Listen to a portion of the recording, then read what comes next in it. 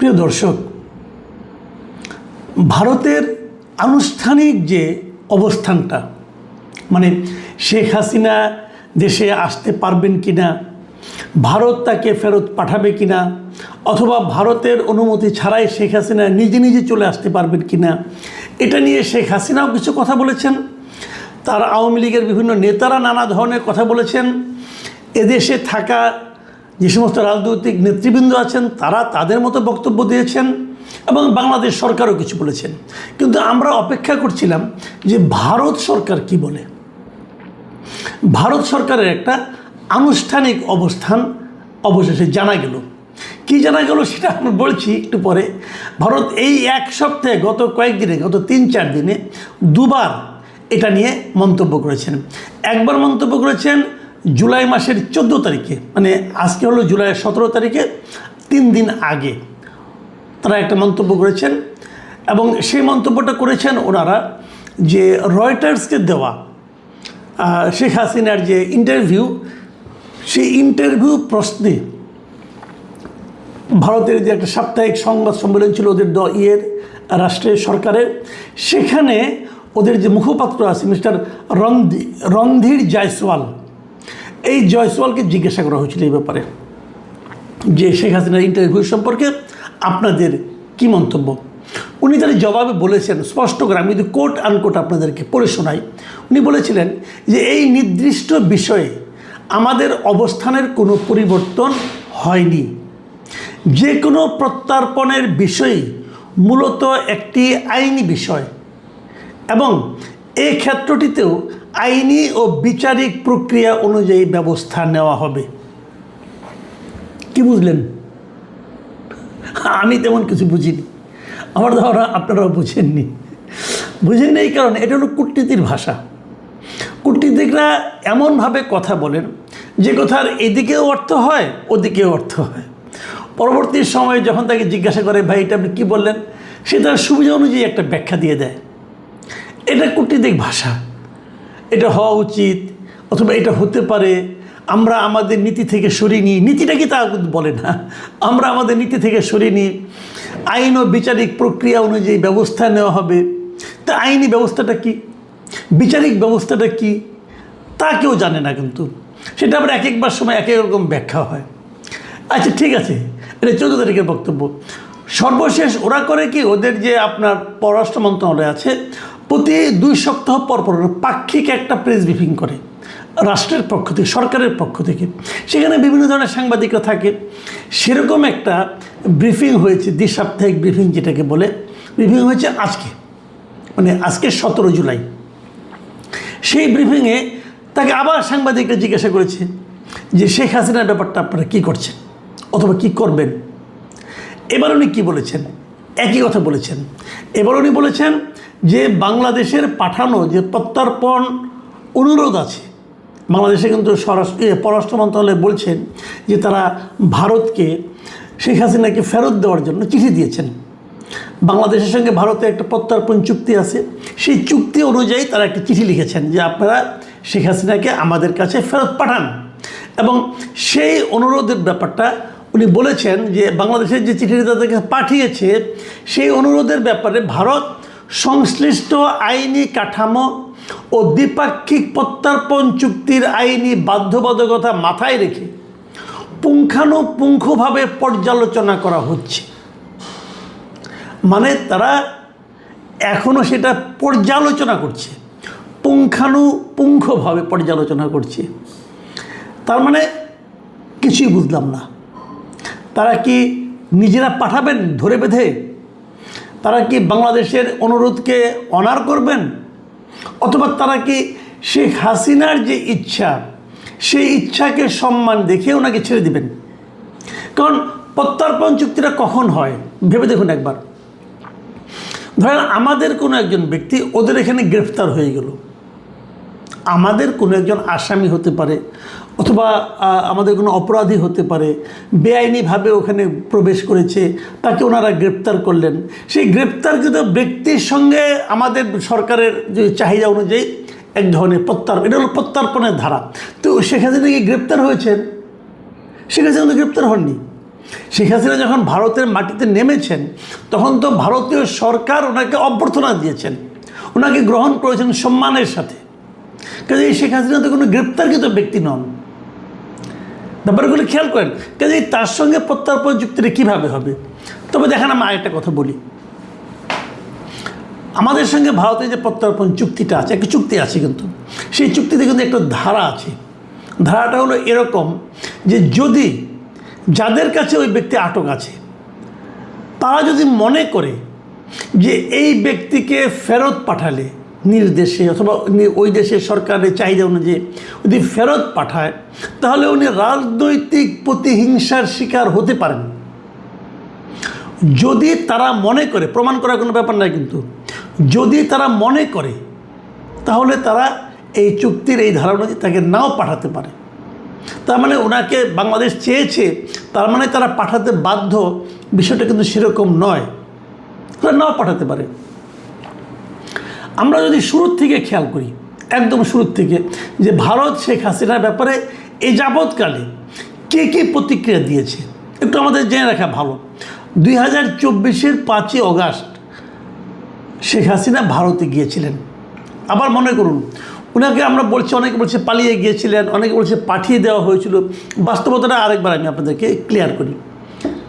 উনি নিজে হেঁটে গিয়েছেন, যে হেলিকপ্টারে উঠেছেন, ওনাকে কেউ চ্যাংদোলা করে নিয়ে যায় না কিন্তু। তার মানে ওইটুক দেখে মনে হতে পারে উনি যাচ্ছেন স্বেচ্ছায়। তারপর হলো উনি কেন যাচ্ছেন এটা কিন্তু আমরা জানি না, ওনাকে কি বলা হয়েছিল তাও আমি জানি না। শেখ হাসিনা নাকি কার সঙ্গে বলেছেন শুনলাম আমি এর মধ্যে, যে ওনাকে নাকি বলা হয়েছিল আপনাকে টুঙ্গিপাড়া নিয়ে যাওয়া হচ্ছে। আমি জানি না একটু সত্য মিথ্যা, তো যাই হোক উনি গিয়েছেন, প্লেনে উঠেছেন। সেই প্লেনটা কে চালিয়েছে? বাংলাদেশের সেনাবাহিনীরই অথবা বিমান বাহিনীর অথবা সশস্ত্র বাহিনীর কোনো একজন পাইলট চালিয়েছে।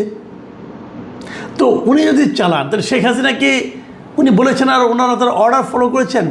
যে লোক পালিয়ে যায় তার অর্ডার কি তখন সেনাবাহিনী ফলো করে? তাহলে ওনাকে নিয়ে গেল, নিয়ে যাওয়ার পর কোথায় নিয়ে গেল? দেশের বাইরে নিয়ে গেল। আমাদের দেশের আকাশসীমা পার হয়ে অন্য দেশের আকাশসীমায় আমাদের হেলিকপ্টার গেল। কেন গেল? আমি প্রশ্নগুলি করছি কিন্তু কেবল, আপনারাও এই প্রশ্নগুলো বারবার উচ্চারণ করবেন, তাহলে হয়তো একটা সমাধান পাবেন। কেন গেল ওই দেশে? আমি আমার হেলিকপ্টার, ওরা যদি ভিন দেশি হেলিকপ্টার হিসাব করে গুলি করতো তাহলে তো আমার হেলিকপ্টারটা মূল্যবান একটা জিনিস ধ্বংস হয়ে যেত, তাই না? শেখ হাসিনা শেখ রানা খারাপ লোক বুঝলাম, কিন্তু হেলিকপ্টারটা তো একটা গুরুত্বপূর্ণ জিনিস, আমাদের সম্পদ। তার মানে আপনারা আলাপ করে গেছেন, আপনারা যেখানে যাচ্ছেন তাদের সঙ্গে কথা বলেছেন যে আমরা ওনাকে পাঠাচ্ছি। তাহলে উনি পালালেন নাকি আপনারা পাঠালেন? প্রশ্নগুলো খেয়াল করুন। আবার উনি এখানে গিয়েছেন কী হিসেবে গিয়েছেন? এই যে প্রশ্নগুলো, এগুলি কিন্তু পরবর্তী সময় উঠবে। দেখুন, 2024-এর অগাস্ট উনি গিয়েছেন এবং 2024-এর অগাস্টেই ভারতের পক্ষে ভারতের পররাষ্ট্রমন্ত্রী এবং তাদের পররাষ্ট্র মন্ত্রণালয়ের মুখপাত্র রণধীর জয়সওয়াল উভয়ে কিন্তু বিবৃতি দিয়েছেন, ওনাদের সংসদেও একবার দিয়েছেন। এবং তখন তারা কী বলেছেন? তখন ভারতের পররাষ্ট্রমন্ত্রী বলেছিলেন যে তিনি অত্যন্ত স্বল্প সময়ের নোটিশে এবং জরুরি পরিস্থিতিতে ভারতে এসেছেন, এটা বলেছেন। তারপর আর কি বলেছিলেন আমি আপনাদের আবার পড়ে শোনাই। তার ভবিষ্যৎ পরিকল্পনার বিষয়টি সম্পূর্ণ তার নিজের সিদ্ধান্তের উপর ছেড়ে দেওয়া হয়েছে এবং এটি নিয়ে মন্তব্য করা ভারতের জন্য সমীচীন নয়। তার মানে হলো শেখ হাসিনা কি করবেন কি করবেন না, টোটাল বিষয়টা ভারত দেখছে না, ওটা শেখ হাসিনা দেখবে। তার ভবিষ্যৎ পরিকল্পনার বিষয়টি সম্পূর্ণ তার নিজের সিদ্ধান্তের উপর ছেড়ে দেওয়া হয়েছে। এটা কিন্তু ভারতের খোদ পররাষ্ট্রমন্ত্রী এস জয়শঙ্কর বলেছিলেন। তার মানে শেখ হাসিনার ভবিষ্যৎ বিষয়টা শেখ হাসিনার উপর। শেখ হাসিনা যদি বলেন যে আমি এখন চলে যাব, ভারত থেকে আটকাবে না, তখন আটকাবে কেন? পররাষ্ট্রমন্ত্রী নিজেই বলেছেন যে ওনার সিদ্ধান্ত ওনার উপর। এবং তারপরে এটাও বলেছেন যে এটি নিয়ে মন্তব্য করা ভারতের জন্য সমীচীন নয়, ভারত কোনো মন্তব্যই করবে না।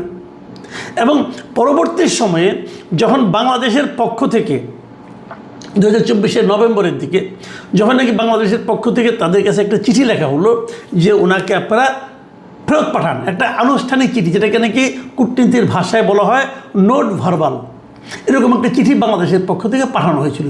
তখন এই রণধীর জয়সওয়াল উনি বলেছিলেন, প্রথম চিঠিটা পাওয়ার পর সঙ্গে সঙ্গে বলেছিলেন যে আমরা অনুরোধটি পেয়েছি, মানে ভারত বাংলাদেশ থেকে অনুরোধটা পাইছে এবং এটি আমাদের অভ্যন্তরীণ বিচারিক ও আইনি প্রক্রিয়ার অধীনে পরীক্ষা নিরীক্ষা করে দেখা হচ্ছে।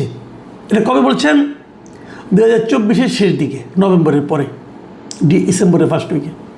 তাহলে তারা কিন্তু তখন থেকে আইনি পরীক্ষা নিরীক্ষা করছেন এবং তার 2 বছর পরে এখন যখন তাকে জিজ্ঞাসা করা হয়, উনি একই কথা বলেন যে পুঙ্খানুপুঙ্খভাবে আইনি ব্যবস্থা করা হচ্ছে, আইনিভাবে পরীক্ষা নিরীক্ষা করা হচ্ছে যে কীভাবে ফেরত পাঠানো যায় অথবা কীভাবে যায় না। আর ওনাদের পররাষ্ট্রমন্ত্রী বলেছিলেন পুরো বিষয়টা শেখ হাসিনার ইচ্ছার উপর নির্ভর করবে।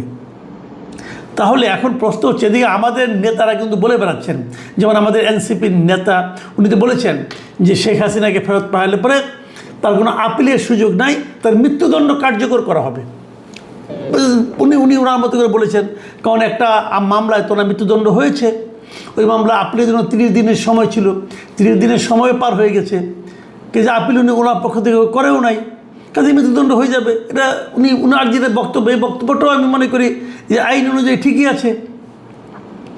শামা ওবায়েদ আমাদের যিনি পররাষ্ট্র প্রতিমন্ত্রী, তিনি বলেছেন শেখ হাসিনাকে ফেরাতে ভারতের সদিচ্ছা প্রয়োজন। উনি ওনার কূটনৈতিক ভাষায় পররাষ্ট্র প্রতিমন্ত্রী হিসেবে যেভাবে বলা দরকার সেভাবেই বলেছেন।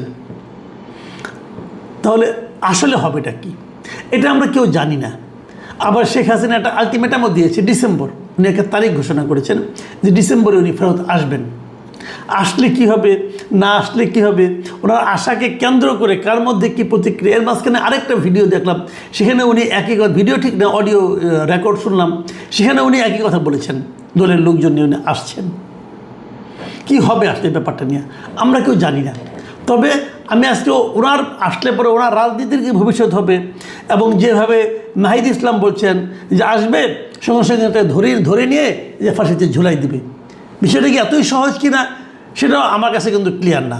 কারণ এই দেশের নাহিদ ইসলাম হয়তো ওনার দলের শক্তির সঙ্গে তুলনা করে চিন্তা করেছেন যে আমার দলের যে শক্তি যদি এরকম হয় তাহলে কী হতে পারত। কিন্তু নাহিদ ইসলামের পক্ষে কি কল্পনা করা সম্ভব যে এনসিপির শক্তির সঙ্গে আওয়ামী লীগের শক্তির কত পার্থক্য? মনে হয় না। সেই কী হবে বলা বড় কঠিন। তবে ভারতকে ভাবছে সেটাও কিন্তু কিছু বুঝিনি। তবে ভারত সহজভাবে কিছু বলছে না।